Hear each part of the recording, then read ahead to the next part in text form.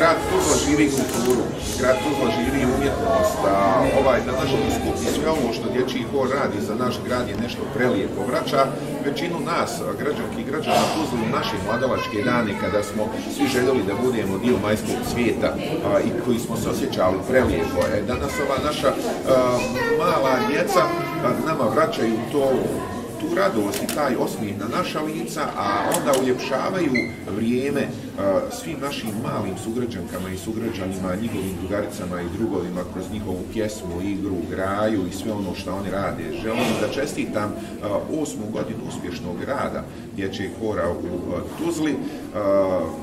Rade prelijep posao.